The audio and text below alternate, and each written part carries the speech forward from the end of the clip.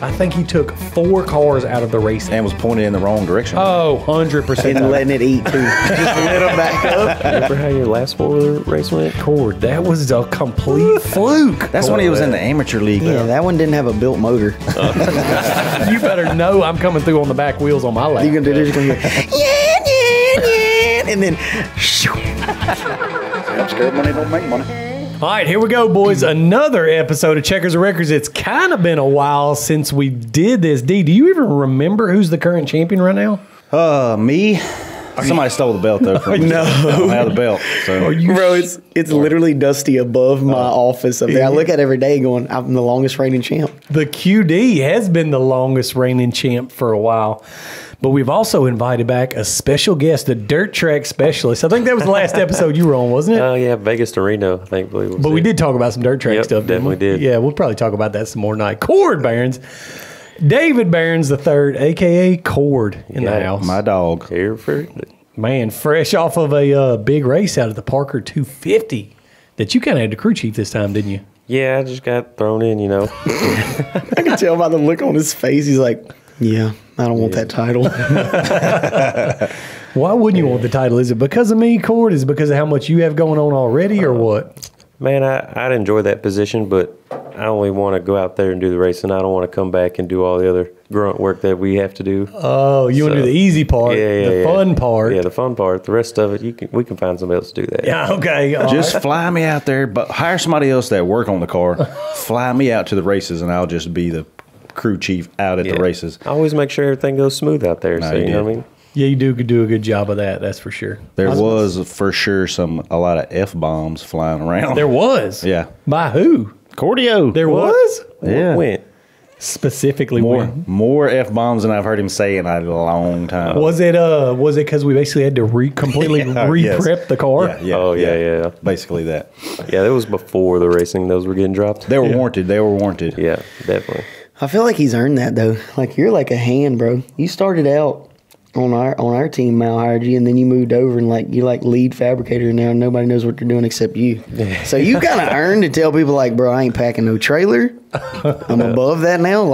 You've been around enough. Yeah, you can I make get that it. decision. I've been here long enough now. I've done it all. So how did first class feel on the way over there flying over there? hadn't got that, but the first year at KOH we had that Learjet we took. But that was on nice. I already know Mr. Mal was drinking Crown when he made that decision. Oh my I don't know. Cord kind of went first class on the way over there. Oh, yeah, for sure he did. Didn't drive 1 mile. No. definitely. And he was laid in the back, window to window, feet on one window, head on the other window, laid across the back seat of the four-door F-350, just TikTok the whole day. Like this right here. Just open mouth, breathing real loud. God, dog. So you basically was first class. If you were sitting in a forward seat, like if in the classes of an airplane, you've got the middle section seats, which is probably like Chevrolet Duramax. You've got the very back seat that don't tilt is basically the Dodge seat. And then you got the first class, which is the Ford seats. So basically, you was in first class. Yeah, I'm not gonna complain. Y'all took it the whole way there. So Did you drive it all in that 2021 by the time we stop and get gas and everything? Mm-hmm. Did he drive one time? Not one time. but Not even one time.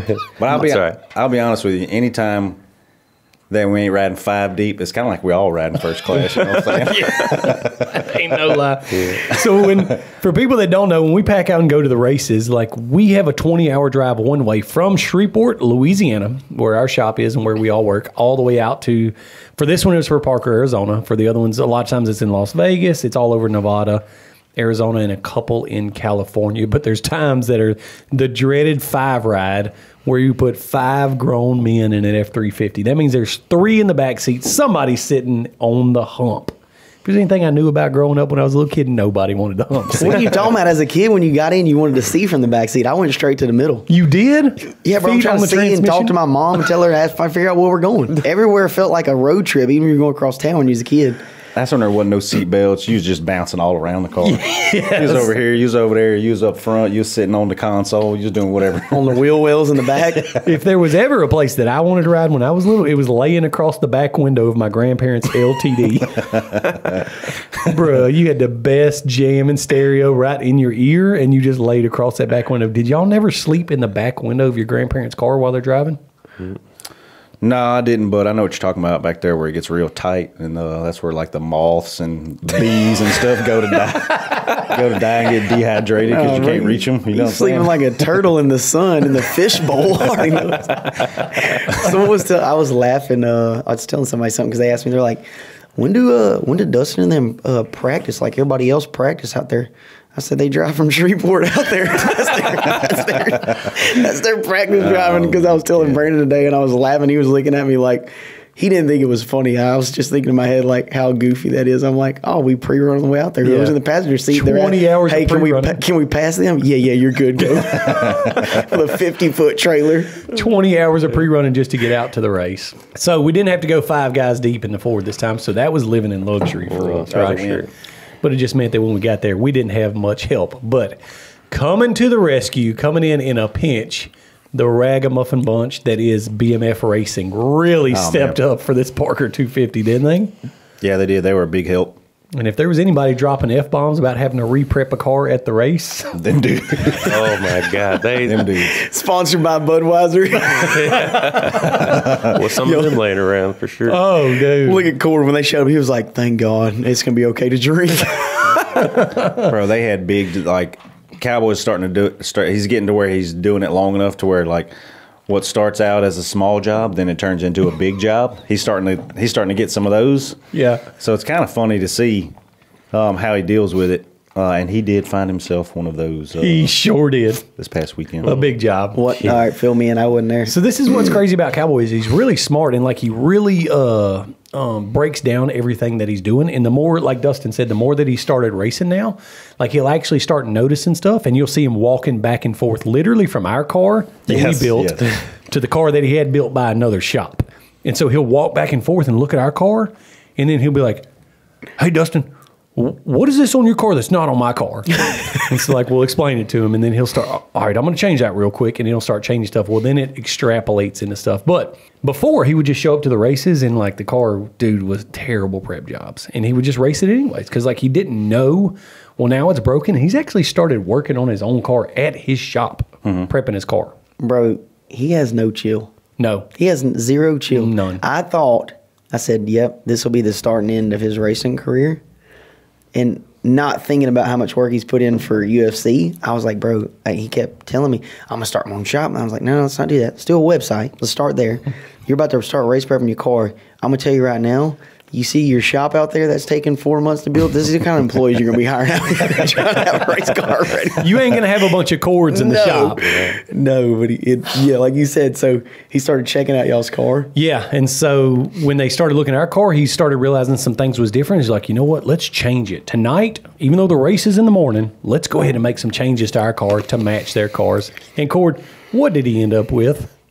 Car hacked up all over the place. Oh, he cut stuff off of it? Like, oh, yeah. Oh, dude. Oh, at one point, so this how it was. This was the night before the race. Like, it was dark, or getting dark because it had taken so long. But I'm working on lead nav notes, so like I'm in the truck where it's quiet, like I can like concentrate. I think it started out as like they were changing an axle or something. I don't remember, something that wasn't too big of a deal. Cord and DJ and them were like loading up pit boxes and all that kind of stuff. And I hear like a grinder going off, and I'm like, who's grinding something? And I don't know. I forgot about it pretty quick, and I just went back to doing what I was doing. I don't know, 5 or 10 minutes later, I'm like, I hear, I'm like, is that a welder? I kind of looked up a little bit. I was like, yeah, that's a welder. And I just went back to what I was doing. I was like, I ain't even going to go out there because Cowboys going to be like, hey, you want to come over and help me real quick? And you know how that freaking turns out. Oh, dude. No, it's not. It's, hey, grab that real quick and hold this or do that. Yeah. Then you're in that awkward position to go, Yeah, I gotta go. I got stuff to do. The toughest part was Cowboy knows that Cord knows a lot about the cars, and like he works on them all the time. He's an expert on those cars, so you could see Cord literally hitting the 5Ds around our whole campground, just dodging, dive, and dodging when Cowboy come walking up. Man, we had plenty of work to do on our own car ourselves, so I was keeping an eye on him. I had to go over there a few times and lend him a hand, but he would be on the hunt for you, though. yeah, the struggle's real for them right now. That's right. He tasked. He's like, "Why don't you race anymore?" So, well, I haven't had time, and I know how much work it is, and I don't want no more work in my life. Not that it's not fun. I don't think everybody realizes. Like, I was like, he's like, well, I said, me and Mal did it for 5 years. I said, we had to prep our own cars sometimes. S3 did it sometimes. I said, but it was always work. And I said, nobody realizes for the moment y'all get out there, past all this, that little driving is a break. Past all that, there's always, you're like, oh yeah, it's 100% ready. I'm like, Dustin and them are good. They got everything. They got a freaking crew over there, S3 working on the car and the trailers. No, cuz there is 3 days of work to do every night before the race, and it is so stressful. Is that, I mean, you've been around racing for a long time, Cord. Is it always that way, like in dirt track racing, like the night before, even if you tested your car and like your tire pressures are good, can you always find something to work on? I mean, if you're going for it, it never seems like you're done working. We can spend months prepping, and days before the race, it's like, oh man, there's still so much to do. So if you're really in it to win it, you're going to work until the race starts. And I think like Quinton was saying, you could work for a few months, and then you still got 3 days of work the night before you race. And I think that really, from what I've seen now that we've been racing for a few years now, is it kind of separates who's really putting the effort in, and it honestly ends with what the results look like. Like, the guys, because what people are so surprised at is when we have a race of qualifying and we qualify one day and we race the following day, we completely tear that car down and re-prep it. All new axles, all new differential, all new front end under the car, just from a 3.5 mile qualifying loop to the race. And most people are like, dude, I would never do that. Why are you doing that? Well, that's because we want to be up front. And I think it's a direct correlation between the amount of work that you're willing to put in to what results that you can expect to see. Now, there's some things that happen in races, and some people don't run the pace, or some people get in a crash in the race, but you can always relate the amount of work that you're putting in to the results that you're going to see. Yeah, that's 100% true. And also the mindset of, if you don't work every moment up until the race, you're always going to miss a couple of things. So that's the less you miss. And like you said, y'all are willing to put in the work, dude. I mean, D on the Brandon was asking me about that today. He was like, literally, we're having this conversation as we were cleaning up the car. And then I told him, I was like, Dustin, I said, it's crazy they do as good as they do. They have no seat time compared to them guys out there. 0. And I was like, but D spends freaking hours on notes. I would be willing to bet every penny I have that if they sat down with all the co-drivers and they were like, how often do you spend on it? Let me see your notes. I guarantee his are some of the most detailed, if not the most detailed. And then working on the car. You were willing to, I remember we've been out there and I'm like, bro, everybody, we haven't eaten. We're beat down. Let's do this in the morning. It's like, nah, bro, let's just do it all tonight. Even though it's going to be misery and just, I want to be done. And then good thing we do, because next morning it's just as crammed, and it's like, bro, it's just you gotta really want it, man, to run at the top. I think you'll get lucky some races, but not as consistent as y'all are. You know what I'm saying? There's too much at play on those long races. Yeah, I agree with that, and it's something that we had to learn early on because it's so far for us, and it's so much effort for us to get there to race, that I've always felt like there's no reason to spare any effort or any expense whenever it comes to this. So like you said, Dustin will literally spend, 10 hours between the 2 days leading up to the race, literally marking every turn, a soft turn, a medium turn, a hard turn. He'll have every one of them marked in advance, so the lead nav or our GPS tracking system will count down to how far are we out from the curve. He could guess, like in a race, he could read the GPS and be like, all right, we're about 500 foot out, all right, about 300 foot out. That 300 foot could vary every turn. And so if I plan on, accelerating all the way to 400 foot, going to consistent throttle up to 300 foot, and start braking at like 250 foot, well, if that changes every time, I might be braking way too early into a corner, or I could be blowing corners out. But he goes for 10 hours before the race to mark every corner so that every 300-foot mark is a 300-foot mark when we're coming up to that corner. And so that lets us be a little bit faster into every corner because I know exactly when to let off. When he tells me it's 300 foot, that's when I need to go back to not that. That's not the real number. That's not the real number. But whenever I hear 300 foot, that's when I start getting my plan together. You know what I mean? And it's the same every time. And I think that's what racing at the top is. You got to be willing to do that stuff that nobody else wants to do, man. It sucks. It takes a long time. It's hard, right? Yeah. You get out of it what you put into it. That new series Josh did, the 72 hours. Yeah. I think Phil Sr. said it really well. He's like, you got three kind of racers. You got the guys that show up to race and have fun. It's like you got the guys that show up and just want to race, and then you got the guys that show up and want to win. Yeah. And it's weird because you can see, like, you can if you're around it long enough, you can identify those three teams pretty easily. Really can. And see just by the amount of effort that goes into the programs. And you're right, like, for us it's such a sacrifice to go out there that and it's our livelihood. So for sure we don't go out there and not take any chances as far as going out there and not thinking that we can win. Yeah, certainly. And you always did a lot of racing cord, like dirt tracking. Was it the same when you were doing that? Did you put that much effort in? Because you did really good when y'all were dirt tracking, huh?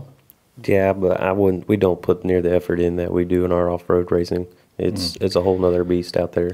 And is it because the cars don't take as such beating? They require less maintenance? Like how could you get away with not putting that much effort in? I mean, don't get me wrong, it's still a lot of work, but just, I don't know, the attention to detail that we have to make on our desert cars is a lot different. They don't take near the beating as those off-road trucks and cars. Walk out there. Take a step out in that shop. If anybody follows... That's driver errors. If anybody follows mine and Quinton's Instagram, I think they would beg to differ in terms of the beating that dirt track cars take. Bro, I turned a $15,000 car into a $10,000 car in 3 races. No. You did that in 3 laps. I've got the video. God. Dude, the dirt track. I don't know if we haven't even talked about that when me and you went to the dirt track races, right? We haven't even talked about that. A little bit. We've talked about it a little bit. But going back to the work in it, don't worry. First of all, don't try to skip over. We're going to come back and talk about your dirt track. I don't care. But just know that we're going to come back to talk about that. All right. So go ahead. So remember when we went to the race and we were clearly out there to have fun, bro? We show up with no tools, no spare tires, a good brand new car, and I'm like, this thing's gonna last all night. We don't got to do nothing. Unbeknownst to even thinking, like, well, there's a reason people got 18-wheelers out here, and those are the winners. Yeah. There's a reason. But remember, everybody, I would come off after hot lap. I'm like, yeah, the car felt good. It runs right. I said, everybody, it's good or whatever. Everybody's changing wheel spacers by 1/4 of an inch and 1 pound of tire pressure, and I'm like, kicking mine over here. I'm like, it's still air. It's still got air in it. and it was the difference, though. Yeah. Like, literally, the best I ever finished was, second on that one track, which was, honestly, I think sheer luck and not a very technical track. But the small technical track where the car had to be dialed to get every ounce of traction, I was 5th or 6th every race or at the back of the pack. And my car was one of the nicest, one of the fastest. At the beginning? Yeah. At the beginning of the race, it was one of the nicest. Was relative to time frame. And so, for sure, they were willing to put in the work. I just wanted to get out of the car and talk to y'all about the race and blame everybody else. You know what I'm saying? Go to the corn dog stand and see what food they got, and then we'll see how it goes next race. When you were racing on the scale of dirt trackers like that, were you putting in that effort to try to be up front? Yeah, me and my dad, we work nonstop through the week. And like you are saying, when you get to the track, there's still work to be done. In between each race, we would do tire pressures, jack bolts, and change weight in the car. So, I mean, every race you got to do different stuff to prep because every track's a little different. Every night's a little different. The track is never the same. So you wasn't running your program like Quinton, like just kicking the tires and make sure they had air? We had 1/10 of a pound tire pressure gauges. So. Right. Oh, you did? Yeah. And did you have a stagger gauge? Yeah, we put a jack under the rear diff with a socket on it. I'll tell you that. What? He's just gonna stop there. Oh no! In case he ever gets back into dirt tracking professionally. Oh yeah. He wants to. He give away all there. the secrets. Cord. Cord, you don't understand. When I shot for that car, I said I want the highest horsepower one. I want to be able to bang into somebody and then out horsepower them down the track. I don't care what my car looks like after. I'll buy a $1,500 body every weekend. Man. Turns out all those rednecks were willing to too. No, I don't think they were willing to. They just had to because of you. Because if you go back and watch the videos that I posted, the first lap of the first heat. No, let me back it up. The first corner, it was the green light straightaway, corner one. Quinton, I don't. Maybe was it random draw or was it qualifying? Oh no, they knew they were like the top performers. From No, because what I'm saying is, how did you get up towards the front middle pack? Was there qualifying or it was just random draw? No, being 9, just doing. So good. it was random draw, Just doing good. Random draw. He got picked to be up towards the front middle of the pack, and first corner. I paid the draw lady. I think he took 4 cars out of the race immediately. And was pointed in the wrong direction. Oh, 100% out. Hey, and letting it eat too. Just lit them back up. Boy, I got on the knob and got that thing spun around. Every time he came into the pits, I thought me and Quinton are going to fight our way out of our first dirt track race. We're going to fight our way out of here. And I was prepared to. I thought for sure. And then when we had it on the truck leaving, because he ended up taking probably 5 cars out. I've got the videos in my phone. All right. Helping. I hit one. You hit 3 the in rest, the first lap. No, not when I went in the first corner spun around. I only hit the first car. Oh, and then He all hit the other ones cars. hit you. Yeah. I'm the first domino. But go ahead. And so after we got the car loaded up and we were pulling out of the pits, you should have seen those big rednecks staring at us because they recognized the car because every corner was torn off of that car. And so they knew it was the one that had been crashing into everybody. And so I thought, man, I rolled the windows up and let the seat back. And Quinton's like, I don't know what the deal is. It's racing. I've always heard rubbing is racing, dude. Is that why you ain't been back? No, I just hadn't had time to mess with it. The car needs a power steering pump and clean back up. Yeah, sheet metal. Definitely needs clean back up. Yeah, 4 or 5 pieces of sheet metal. It really doesn't need anything. I mean, I'll drive it like it is right now. But yeah, I just hadn't had time to mess with it. Cord, ain't there some big dirt track races coming up that Quinton needs to get that car ready for? Yeah, here in the beginning of March, I think there's a couple big ones. Can you run I'll passenger? pay for it. You get the car ready. You can drive it. Oh, no. Yes. You can run passenger in there? Yeah, we can run 4 people if you want. Oh, yeah. You just got to strap a seat in it? Speaking of running 4 people, let me just go and break y'all in on some news that me and Cowboy came up with today. Quinton briefly got some information, but I got to get information for y'all as the reason. So, we got the Laughlin race coming up. Yeah. And so that's a pretty easy track, a single pit. Well, they race dirt bikes and quads in the morning and then UTVs in the evening, which we're racing the second race. So during the day, we just get to watch and hang out. Well, Cowboy was like, oh, man, Clint, my guy that's prepping my car, he wants to race the dirt bike race. I was like, sweet, dude, we'll pit for him. That'd be freaking awesome. Let's do that. And then me and Cowboy got to talking for a minute. And you know how a small job turns into a big job.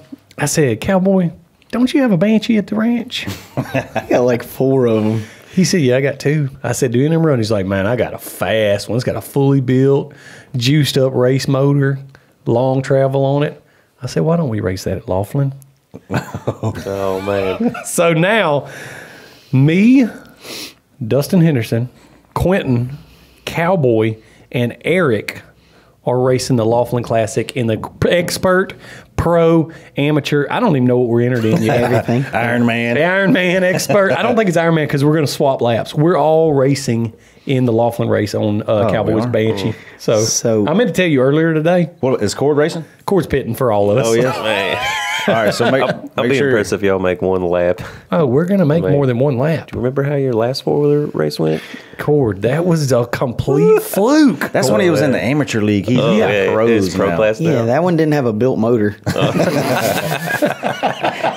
I heard him go Dennis Anderson and just didn't have enough Dennis in it. No, it would have drove out if it had more would've throttle. drove. So yeah, I forgot. We got to get our suit sizes because Monster is sponsoring us all on full race suits, Oh, okay, all right. jerseys, pants, boots. Are you serious? Oh yeah. Cowboy said, "Give me the sizes, Monster." He called then one of the head guys at Monster and told him what we were doing. We called Best in the Desert, waived our entry fees, said, "Cool, we'll watch y'all die." Monster sponsoring us on full race suits.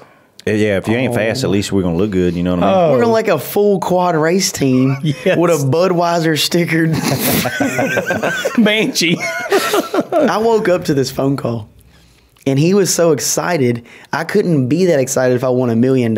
He sounded disappointed when I was like, yeah, I'm in. He's like, had anxiety this morning. I had something I had to fix, Yeah. another big job. And so I was like, I'm in, Cowboy. Like, I'm in. And he kept talking to me. And I was like, dude, I'm in. He's like, well, I said, look, dude, I don't know anything about a Banshee. I played him on a PlayStation game back in the day, and I could send the dude out of boundaries and send him to the moon, but that's all I know about it, all right?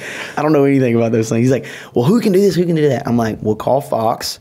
Lone Star Racing used to build suspension for him, so they can tell you what will break and what won't. I said, and Chris Robinson knows about them, and that's all I know about it. I said, besides that, I'm going to garage sale this weekend. I'm getting a chest protector because they're always for sale at garage sales.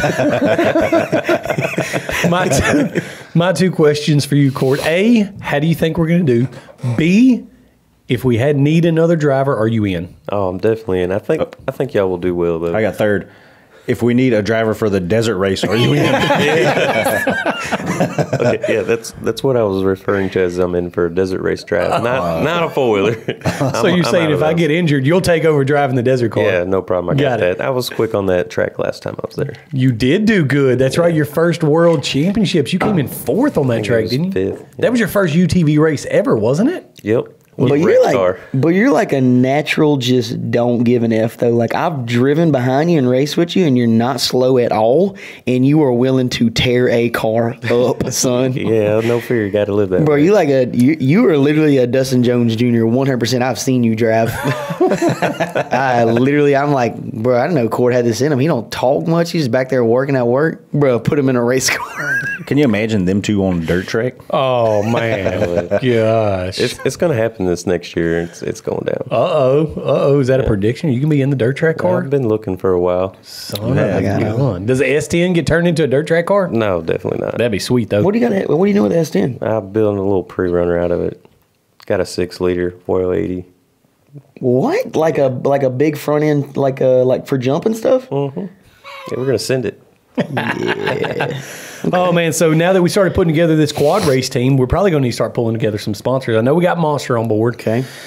I'm pretty sure Max's is coming on board. Fox is going to get us set up on some shocks. So, we're pretty well a full-blown race team. And literally, Cowboy takes it to 1,000 every time. We were just talking about, hey, let's race Laughlin. He's like, dude, we could race Vegas to Reno, too.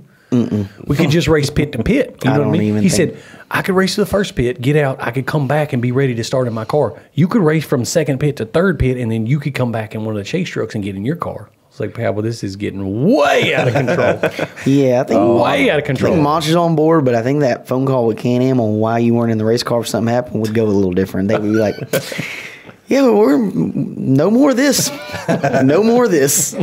In your next year's contract, there's going to be red letters. No other racing allowed. Are you suggesting this Banshee race is going to turn into a big job? No, I don't think so. I think everybody will do good. I mean, none of us have ever desert race, so it's got to go good. I've never been on a fuller than that, and I know them things are fast, and nothing about them is desert race. They're short. They're not very wide. Yeah. What do you think's going to happen? You know that when you're coming down the backside of the mountain and you got that hard bank turn that goes by the hot pits and it gets real dug out. What you think the Banshee's going to do right there? Everybody's just going to be laid over on the side dude. like this. For sure, we're going to be off of the Banshee a few times during the race, getting it flipped back over. Oh, yeah. For sure. There's going to be a bottleneck right there because there's going to be people flipped over and there's going to be people stalling the clutch at.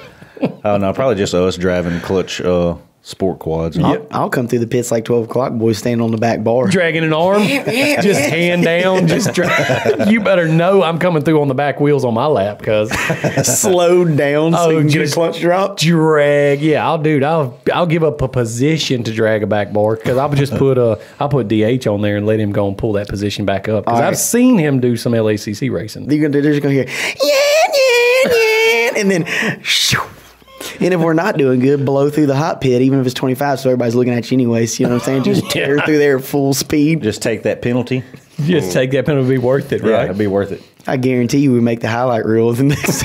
If there's anything we're going to make, it's going to be that. Yeah, I think our last, now that I think about it, it's kind of like a relay race. Our last relay race, probably our only relay race, we're undefeated. So, oh, that's right. 1-0 at Pastrana Land. That's right. Okay. That's right. The pit bike race at Pastrana Yeah. Land, the handoff, we underdogs. dogged I'm Pastrana. trying to figure out how that even happened because I've seen them Underdogs. videos and them dudes ride those things like supercross riders. Have Like, you seen us ride them? no, I hadn't. Not on that. Not on, It's mainly because they were playing wizard sticks. You know what I'm talking about? You know what I'm talking about? They were playing Tummy Tickle. You know what he's saying? Wizard sticks with the beer cans where they tape each one of them to the top to where they got where it's like 10 foot tall. I thought you were talking about something totally different. No, wizard sticks or whatever it's called, something like that. I've never heard of this. This sounds fun though. Yeah, I mean it's like making like a pyramid out of your cans, except you just do it like this, Always. and then when you drink the next one, you go and you tape them, and you have to carry this freaking wizard stick around. That's what they were doing. Yeah, that may be why we were able to catch up. Oh, I got you. Got you. But the other half of that was we was bombing that track. Oh gosh, just sitting Murder. over there. So we can Come over say scrubbing? Yeah, for sure. That's one time in life we can say we beat Travis Pastrana on a motocross track. Yeah. And we did that. But we need to start talking about the race. Let's get this. Parker 250, first race of the year. We got it kicked off with not a great qualifying, right? Yeah, what happened? I seen y'all's post and I made a comment hoping it wasn't true, but I already knew. I was like, there's no way the rest of them slow turds even came close to beating y'all on your worst day. So It wasn't good. If you know anything about qualifying, this one it was kind of unique in that they signed up all the pro classes to qualify together. Now that was pro turbo, pro non-turbo, the trophy pro class or like the unlimited class. So all of us qualified together. And typically those classes start behind us because the pro turbos are quite a bit faster. But in this scenario, no matter what class you were in, your qualifying position was your start position for the race. So there was potential for turbo guys to get pro turbo guys. I to like get mixed that. I up think in that's the back. fair. Yeah, I did. Yeah, I thought it was fair until what happened to us. You know what I mean? Going into it, I was like, that's fair. We wherever you qualify, but we didn't get a fair or we didn't get a good qualifying start. Let me just tell you, Cord. What happened and about how long did it take to happen from the start line? Well, it's not how long. It was pretty much an instantaneous thing. As soon as y'all hit the gas, all you heard was a little explosion, and that would be the intercooler boot blowing off to a faulty hose clamp. Yeah, so we blew a turbo hose off. Just is literally, literally green flag for qualifying drops. Car comes in a boost, nose lifts. As soon as it boosts up, bow, intercooler boot pops off. What was the first thing that ran through y'all's head? I don't really Thought y'all remember. blew the front diff out. No, we both knew what it was right away. Yeah, my first thought was, should we stop right here and fix it? Should I just turn around and get back in line and just be like, hey, we were just playing. Yeah. We need another try. Psych. That was my first thought. Should we stop and fix it or should we keep running? And And the qualifying laps were how long? 3.5 miles long, and they were qualifying, I don't remember, about 4 minutes, something like that. So you couldn't fix it in 5 minutes. No, we definitely didn't have time to get out and fix it. And come to find out, we wouldn't have been able to. It split one of the clamps completely, so it wouldn't even have gone back together. What tune are y'all running? How much boost? It was the stockish tune with the stockish amount of boost. Gotcha, And okay. so yeah, full 3.5 mile qualifying lap, which was a pretty easy lap, really fast. I mean, there was areas you could hit almost 100 miles an hour, and we were doing it at 35 the whole way. So everything shook out. Qualifying was done. Everybody ended up qualifying. Come to find out, out of every car that was physically moving on the track during qualifying and got a complete lap done, they beat us. Every single car. The only cars that started behind us was if they blew a belt, if they had a flat and had to stop, if they got a DNF. That's the only cars that started behind us. Did you have to qualify? Could you just been like, bro, I'll just take last? Like, Well, I would have had to get behind everybody then, so I'd have been even farther back. So out of all the positions, and I've always heard Ricky Bobby say, if you're not first, you're 69th. And son of the gun if we didn't get 69th place for qualifying. And we're usually, I feel like we're usually like top 5, top 8 guys in qualifying, which sets us up good for the start of the race. But 69th behind all of the NA guys, the non-turbo guys that qualified, behind all of the unlimited guys that qualified, and behind all of the turbo class guys that qualified.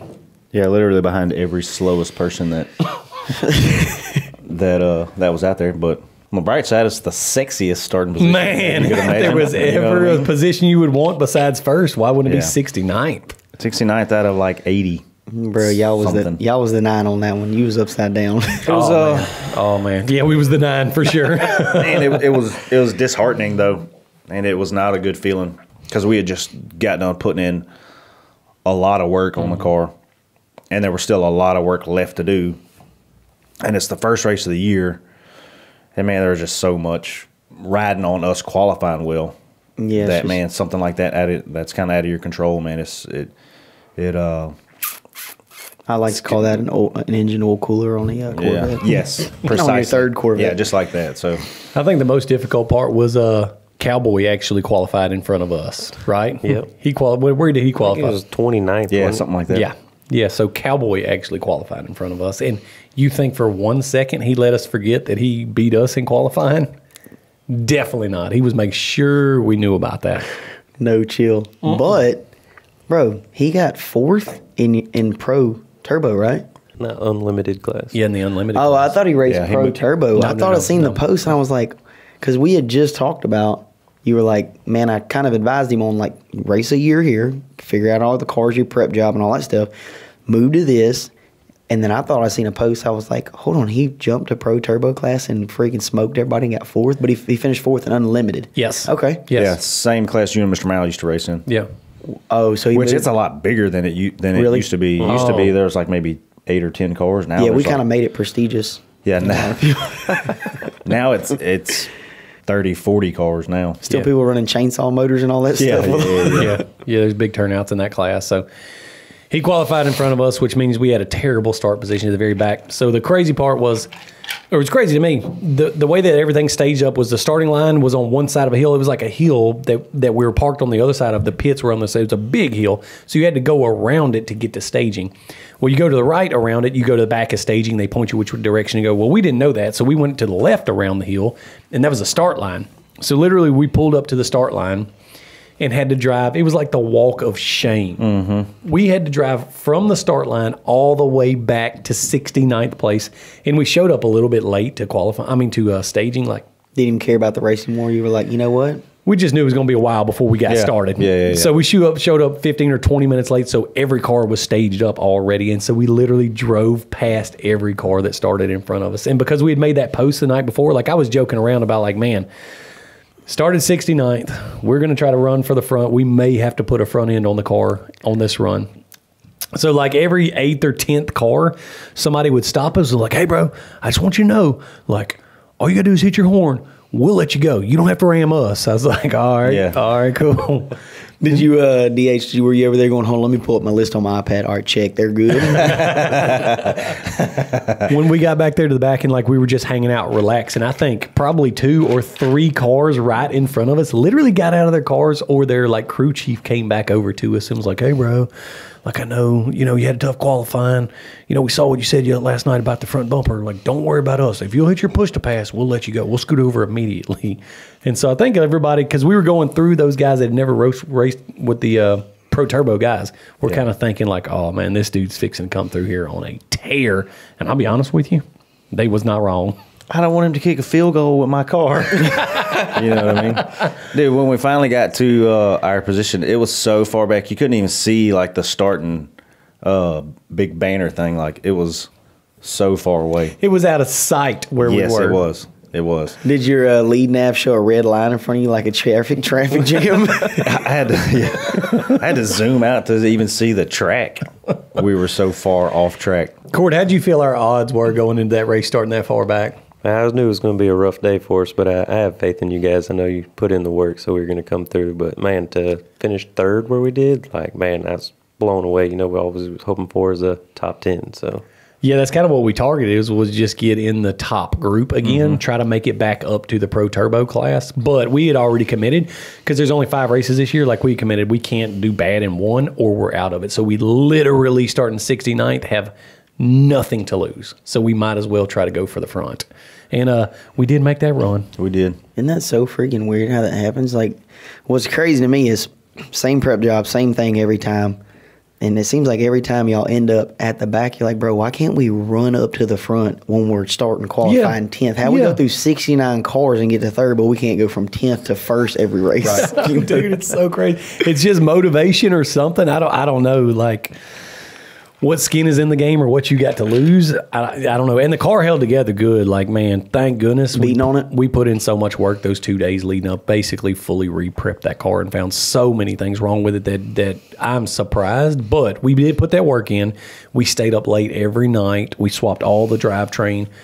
And so it held up to it. But, God, dude, it was out of control. And I think the funniest part to me was whenever we started going through the NA cars, because those cars were only run about 70, 75 or something like that.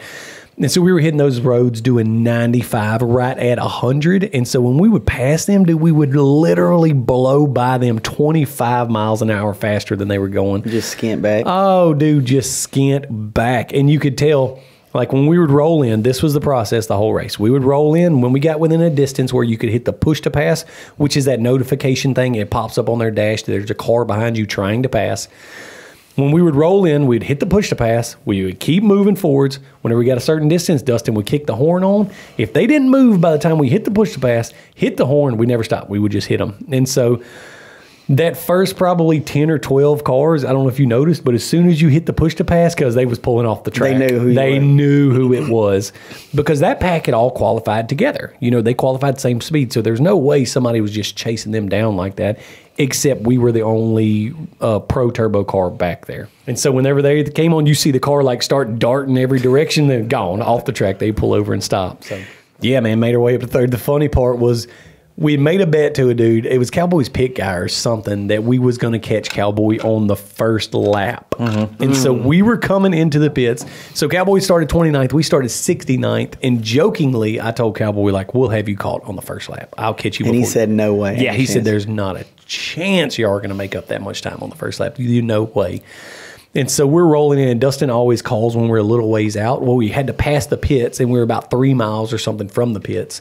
Loop back around and then come into the pits. But we passed like within 150 yards or 200 yards of the pits. So I jumped on the radio and I was like, just a heads up, Cord. Like, we're coming into the pits. We're a few miles out. And then do you remember what you told me, Cord, whenever I got on the radio and told you that? I do. Nah, I can't. Oh, I do. I know I was fretting it because there was pitting 3 cars this time, and all 3 of you were very close. Yes. So, do you remember what he said? Yeah, real frantically. He was like, oh, all right, well, about how many miles out do you think y'all are? Because Cowboy's about to be here. Like, he was legitimately concerned we were fixing to pull in the pits with Cowboy at the same time on the first lap. Like, because we were 3 miles out. Cowboy had not made it there yet, right? No. And we had no idea where he was. We hadn't seen him. But yeah, Cord was like, man, I mean, y'all just be ready. Y'all might be in the pits with Cowboy. And I was like, oh, dang, they're going to have to pit both cars at the same time. And so we left out from that first lap knowing that Cowboy was only a couple of miles ahead of us. Dude, he's always been so insistent about putting his radio station, our radio station, in his car. That's all he's ever talked about every race. But I don't want to be able to talk to y'all while we're racing. And so we had them do that and had them put their radio station in our car. Oh, bro. And so, because we came out probably 5 miles into the second lap, and we came around one of the corners where you could see. It wasn't far off the Jeep trail or something, right? It was right after we blew by Ryan Piplick. And seen Cowboy's car. He was right up there. I was like, Dustin, you got to go to their station. So we flipped to their radio station and started chatting those dudes up. Him and Eric in there trying to make calls. And I know they was in high stress because they were moving good. Yeah, they were. They were moving fast. And so we started getting on the radio, like hitting them up like, hey, you boys got to slow down. Y'all holding us up. Y'all got to scoot over so we can go. And they were like, what are you saying? We can't hear you. What are you saying? But y'all could hear us in the pits, right? I could hear some stuff going on, but y'all were all just rambling so fast. It's hard to... Cowboy gets so animated on the radio, it's hard to understand what's going on. He was trying to talk. Eric was trying to talk back to us. We were trying to let him know, like, hey, we caught you. We don't want to have to nerf you. Like, scoot over and just let us take off. You know what I mean? But honestly, they were moving. They were rolling, dude. Yeah, it would have been tough to pass them outright just because the dust was so bad, but they were moving pretty good, too. But yeah, they both were trying to talk at the same time on the radio. And when we first keyed up on them, they didn't know we were behind them. But when we first keyed up, I think you said, "Hey, Cowboy, you got a copy?" And like real surprised, like he's like almost with a question mark. Yeah. Oh man, that was funny. Y'all broke somewhere? Are we about to lap you? and when we told him that we were behind him, like, get out the way, like, you're holding us up. literally don't think he believed us. Yeah, I don't think so either. I think he thought we were lying. he couldn't wrap his head around us being catching him. Yeah. Yeah, Yeah. he's Yeah. Hey, pull out your phone, Eric, and get on racing tracks. I could tell by their reaction because I had to keep we had to keep calling over the radio like, hey guys, we are right behind you. You got to let us go. Like, we're trying to run to the front. You have to let us go. We're right behind you. And they kept saying, what are you saying? What are you sure it's us? Yes, Cowboy, we're about to punch you into that aqueduct thing. And finally, Eric was like, okay, all right, we got you. Well, you are behind us, and we need to move over, correct? I was like, yes. And so sure enough, dude, they scooted back over. Like, we was already picking the people off behind us and, like, kind of getting away from all those. But jokingly, I was like, Eric, Cowboy, no matter what, do not let another car pass you. What did Eric say to us? He's like, all right, boss, got it. Not another car getting around us. He said, we ain't letting nobody by without a fight. Yeah. I was like, oh, man, I'm just kidding. Like, just race. Yeah. So, That's how you already know that's how they race all the time anyways. oh, yeah. They not giving up no position. They finna fight everybody in the pit that don't let them by, but they ain't letting No, but nobody ain't by. letting nobody by. Dude, one of the craziest things that I think I've probably ever seen on the race was on the second lap when we were coming up the wash. Do you remember what we came up on in the middle of the track? Oh, yeah. Tell them. That was it happened so fast and it came and went like that him and I didn't even acknowledge it to one another. I didn't even say, hey, did you see that? Or look at that? Or, oh, crap. And he didn't say anything about it either. Like, we just Kept moving. kept racing. And it wasn't until after the race was done and I think we were like packing up the trailer and I was like, you remember that cow we saw? The cow. Yeah. Oh, yeah. There was a dead cow in the middle of the course. Somebody hit it during the race. What, a side by side? Oh, yeah. Yes. Shock therapy smoked it doing about 90. Tumbled the car like 6 times. Oh, it didn't tear the cow in half? Oh, dog, that cow was stacked up like a big pile of turd on the ground. Yeah. So when it first came into view, I don't remember if it was like coming around a turn or what, but when it first came into view, it was probably 100 yards out, and there was a car pulled right off the track, and there was a dude standing next to the car. Then there was this big black blob in the middle of the course, and it was far enough away you couldn't tell what it was. So immediately I'm like, oh man, like somebody done got hit, and they're in the middle, literally in the middle. You couldn't get any more in the middle of the course. I was like, oh man, this ain't good. Like I'm just thinking this in my head. This ain't good. Somebody done got hit, and like DJ never checked up, and like we keep going. We get close enough, and it's a sure enough cow, like a bull, like big horns. Cow. Big cow. Yeah, like he said, literally stacked up, dead in the middle of the course. I acknowledged it in my own head, and like we just went straight back to racing. Cord, you saw the video from it, huh? Yeah, they posted a video of it. It was Of wild. the car wrecking? Yeah, they got views for like 4 different views of it. It is Yes. insane. And he was moving, huh? Yeah, it was like 80 or 90. They got video. You saw what I of it. did right there? Moving, yeah. Yeah. I thought, I assumed that the car that was pulled off the track right next to it, like literally just right off the side of the track, a couple feet, was the car that hit it. Cowboy, talking with them about it, he said that they saw the car that hit it because they apparently went flipping. They were like 50 yards off the track, like way off to the side. And I never saw them, but I guess this car stopped to check on them or whatever. But after like the next day or something, that video surfaced and Dude, and he was on it, cuz. I mean, it was full shift out. He was tilted back when he clipped that cow. And you just, in the video, in a split second, you see the cow pop out from behind a bush and the car just go full yard sale. Start cartwheeling, dude. I bet it, how many times do you think it flipped? It at least 6 times. Yeah, dude, it rolled a totaled it. Yeah. bunch, totaled the car. Yeah, and they got GoPros front. They got inside cab GoPros, front GoPros, and you, like he said, it was on a long straightaway that it was like that 8-mile straightaway where like if you could do 200 miles an hour, there was room to do it.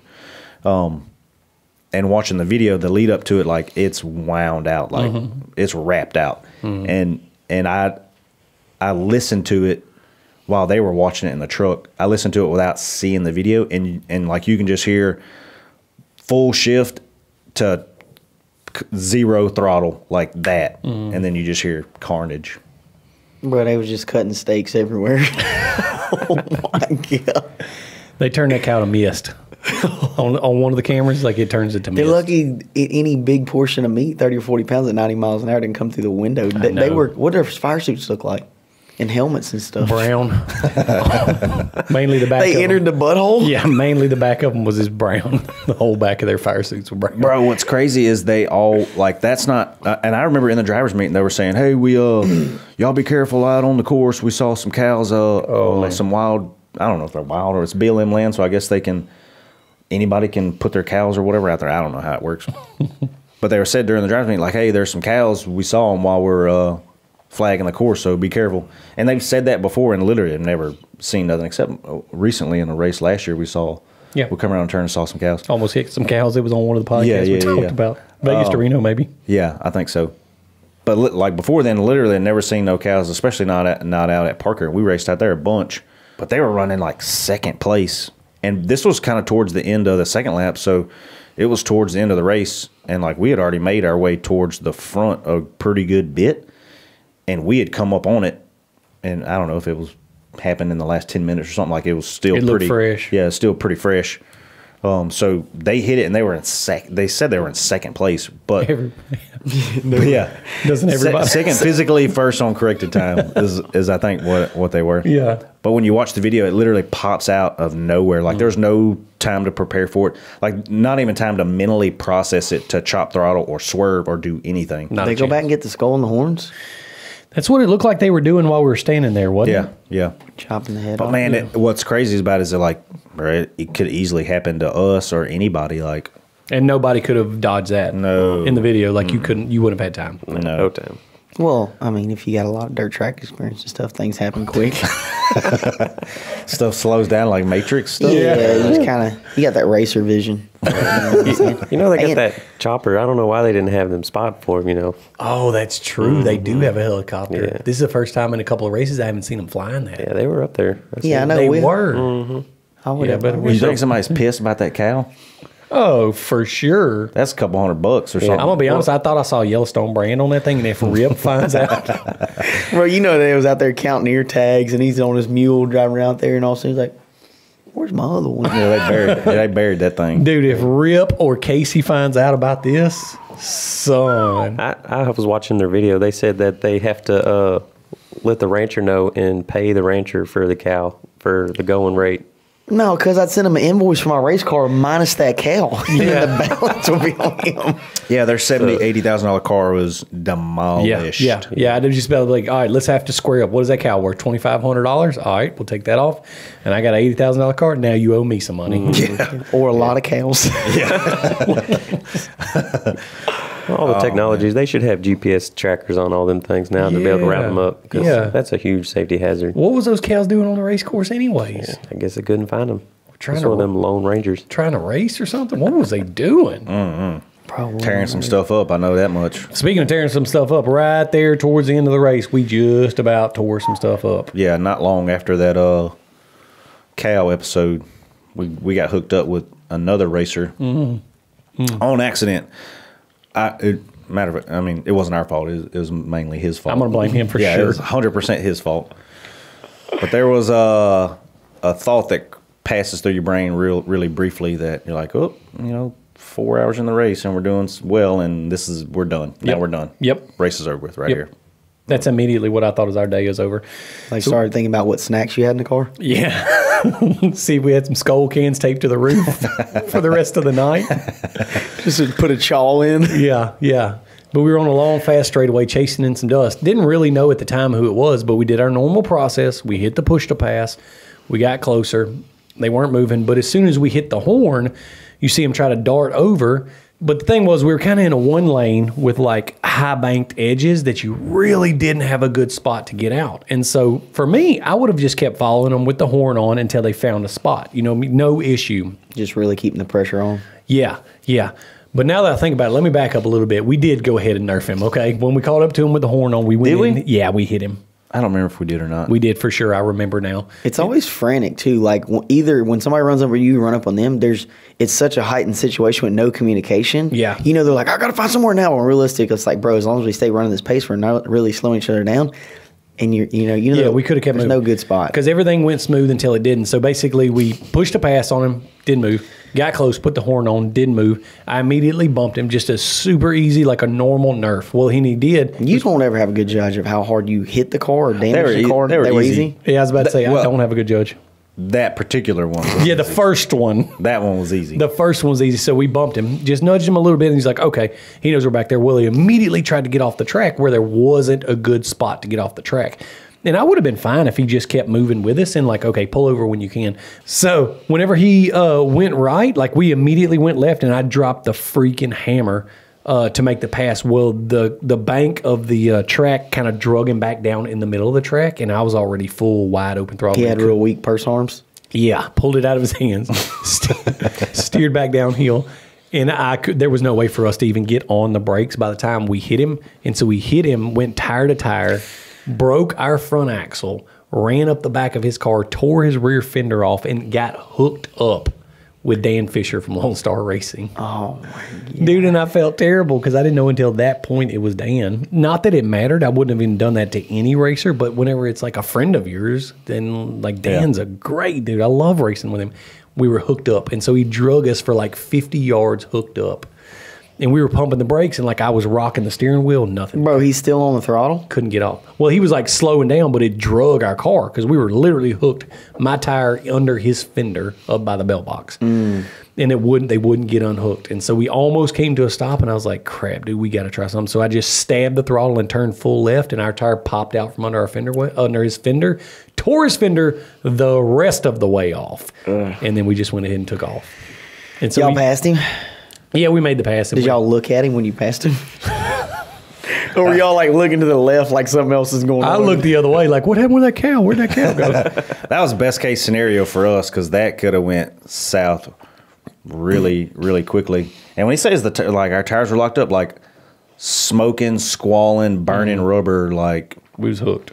Yeah. I was like, oh, man, this is it. And there's plastic pieces flying everywhere. The only thing that I think that could have been worse than that is hitting a cow at 90 miles an hour in that race. That'd be the only thing. You know what I mean? But I immediately thought we was out of this race. Like, we're done. We broke the front end. The steering wheel wouldn't really move because we were locked tires. And I was like, that's it. Thought the rack was gone. Yeah. But as soon as I felt that the car would still move, cow, your boy gone. Yeah. Your boy gone. We took off. Kept making it run. You know what it is, as the driver and you were the one that chose my decision, you were like to Henderson, well, that kind of worked out. Oh, D, I think said, well, at least we passed him. Yeah. We got around him. We're good now. Well, it's like y'all said, stuff happens so quickly that you don't really remember it. It's kind of a little bit fuzzy until you kind of talk your way through it or hear like somebody else's perspective, because like you felt bad and you're like, oh man, crap, I did not mean to do that to him. And I was like, well, you didn't do anything. Like he jumped out of the ruts and like his car kind of washed out a little bit and he came back into us while we were trying to pass him. I was like, we couldn't avoid that. Like we were just trying to pass. Like, and you're like, oh, okay. At that point, it was just one of those tough things. Like definitely Dan didn't make any mistakes. We were making just a normal pass. It's just so happened the track drug him back into us and we got hooked up. So we were waiting at the finish line. That was probably on like 20 or 30 miles from finish, right? Yeah, it it was wasn't close. super far. It was And close. so we were waiting at the finish line and got out, was waiting there for him to get there to apologize to him. And I told him, I said, dude, I would never do that to you or any racer. I would never chance taking any of y'all out of a race. You know what I mean? Especially him. And so we just apologized and said, don't worry about it, man. My push to pass wasn't working. I did not know you were back there until you bumped us. He said, and then when I got off, like it drove me back in track. You know what I mean? So he wasn't worried about it at all. And y'all were like, all right, cool. We're going to Western Sizzler. Are you coming? I didn't know you were back there till I saw my fender get tore off, and then I heard. I'm like, man, this thing's burning out at 70. You already know, though, after you calmed down, that was not the conversation going on in their car when that happened. No, you know there were some F-bombs. Yeah, he was cool about it, but you know. Who the F is this? Oh, they better be glad they waited to set the finish line to tell us sorry about this fender. I did see his co-driver kind of staring at Dustin because I don't know if it's like, you know, when there's a hockey fight, it's usually the forwards fight each other, whatever. But if a real sure enough hockey fight breaks out, the goalies always skate all the way across and fight each other. Yep. I seen his co-driver kind of staring at Dustin the rest of the night at the finish line. I'll tell you this right now. I ain't seen a co-driver out there that I ain't scared of yet. That you ain't scared of? No, that I am scared of. Nah, none of them. So it was a tough race. We definitely got to put a new front bumper on the car. She took some abuse because the Dan Fisher story and got some half pipe marks in it. yeah, it's seen some better days. But we got her up towards the front, man. Made her run all the way third. Corey, were you surprised whenever we were coming in, or did you have any idea where we were doing on position? Man, so we went over to the finish line probably about 20 minutes earlier, and we saw Phil Burton and the other couple top guys sitting there waiting, and we're like, what's going on? And they were literally waiting for you guys to finish because it was that close.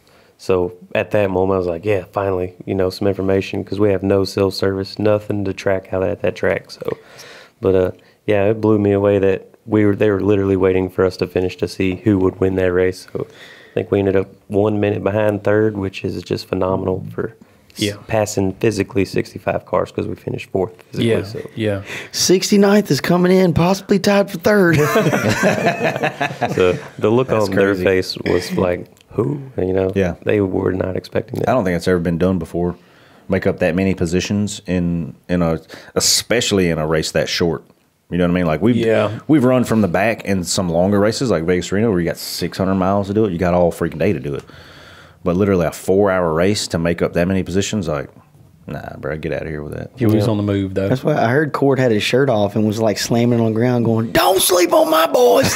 And like he had already started drinking. Is that true, Cord? You know. I wonder why Said he was bending people's mirrors in on their cars and stuff. Yeah. He was pitted with them Team BMF guys. You know, they got those stand-up coolers full of Budweiser, aluminum cans, the 16-ounce ones. I told y'all. This kind of seems like ever since we started hanging out with Cowboys, you catch Cord just shoulder checking people at tech and stuff. Like he ain't got to worry about nothing. He's like, I know Cowboy. We hang out together. Me and him train together. So I said, dang, Cord, why are you telling people that? Anyways, it was a good race. Crazy one. Some crazy things happened. R.I.P. to that Brahma Bull. I don't know what it was. What do you think it was? Heifer. Just a random heifer in the desert. R.I.P. to that thing. Tough run for shock therapy. So I guess is that all you boys got for tonight? I think so for now. Anything else that you know of, Cord? Nah, it covers our race. Just man, we got the working ahead of us for KOH this year. Yeah, that ain't. He keeps saying we. Well, that ain't no lie. Yeah, I started last night. I stayed up shop till 10 o'clock last night trying to. Bro, I talked to you at 8 and you said you was leaving. What are you talking about? He gets later every time. You know what I mean? I told the story a couple of times a day. It was 9:15 earlier, one time 9:30, and now I'm at 10. It's just progressing as we go. The only reason you talked to me at 8:15 because you was coming up here to work on another tore up Corvette. Another one. Speaking of, we should probably take that thing for a taco run tonight. You know what I mean? Yeah, I'm going to eat after this. I'm for sure doing that. Yeah, definitely going to have to do that, I think. So, anyways. All right, boys. So, it's another Checkers or Wreckers completed. Man, a good breakdown of the Parker 250 and our run from 69th all the way back up to third. It was a good run, D. You did good. Yep. Thank you. Cord, you did good prepping the car. Thank you. Quinn, you did good sitting at home doing nothing. Bro, I was laying in bed. Shining my belt up. Yeah, looking like a starfish. I'm like, I wonder how they're doing. Oh, that's right. I forgot about the belt. We got to give that off to somebody. Let's just, because of all the work and the 10 hours pre-race that he put in and not missing a call, even though I got us in some sticky situations, go get the belt and bring it in here to DH. Let me think. I think I know where it's at. I know exactly where it's at. So don't be in there sandbagging like you can't find No, the toilet lid was on our toilet was broke, so we had it strapped around it. Let me go get it. Oh, man, better not be no doo-doo stains on my belt. No, it's just the backsplash. There it is. Don't get too used to that thing right now.